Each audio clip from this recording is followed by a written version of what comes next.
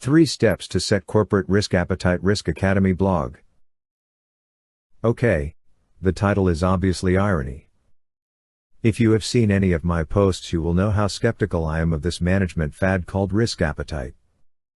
I am actually old enough to remember when consultants started pushing this concept, pretending it was both new and useful. Anyway, since the concept is unlikely to disappear anytime soon, we might as well use it for our advantage. You may have seen the new COSO guidance on understanding and communicating risk appetite by Dr. Larry Rittenberg and Frank Martins. This article is not about that COSO document, which is absolute rubbish. If you want, you can watch my almost page-by-page review below. This article is about practical application in non-financial companies.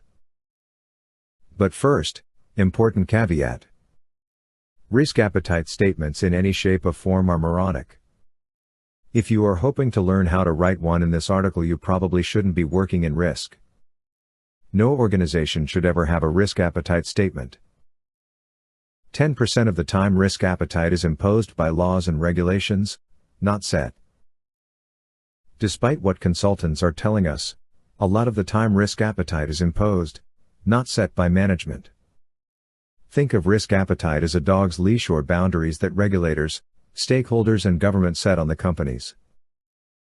Examples include zero tolerances or limits on safety, bribery and corruption, AML, pollution, sanctions, privacy, etc., etc. None of these have to be documented in a risk appetite statement, because there are already existing board-level policies covering this.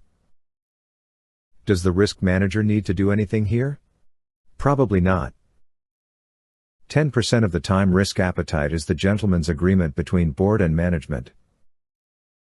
Boards have an important oversight role and help them set the direction and boundaries for management decision-making.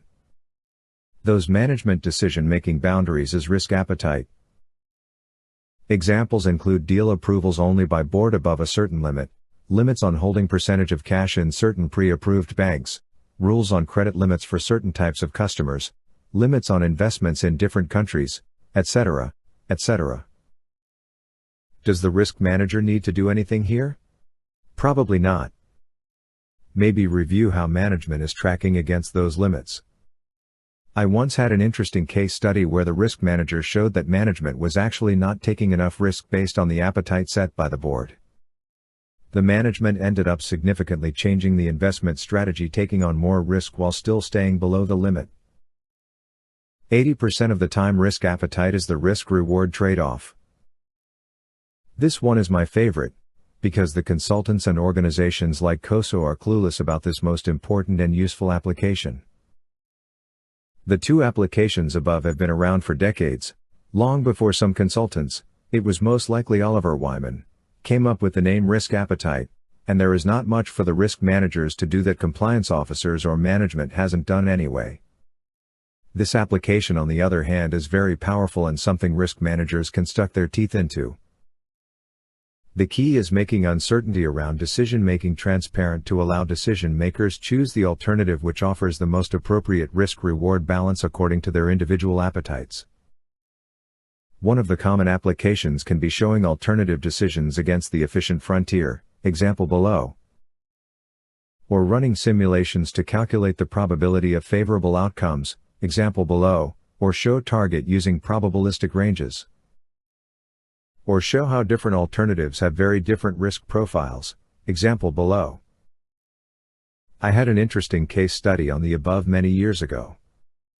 The first simulation my team has ran showed the probability of success for a given strategy was less than 0.1%. The management immediately said this was not something they were willing to take to the shareholders. So they ended up adjusting their assumptions, changing the strategy, resetting priorities and resource allocation. The new strategy had 70% of success and the management felt comfortable that this was within their risk appetite. The bad news, of course, is that to write a risk appetite statement, a risk manager doesn't need any real competencies, anyone could do it. To run simulations and calculate efficient frontier, risk managers need strong quants. Learn more at the upcoming online RAW 2020, 2020.riskawarenessweek.com. Risk Academy offers online courses plus buy now informed risk-taking. Learn 15 practical steps on integrating risk management into decision-making, business processes, organizational culture and other activities.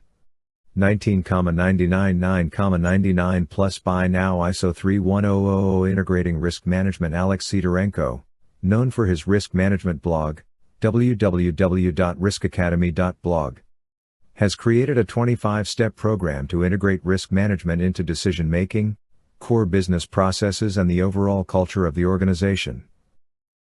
199,99 9,99 plus buy now, 31,000 to 2018. 19,99 9,99. Like this, like loading.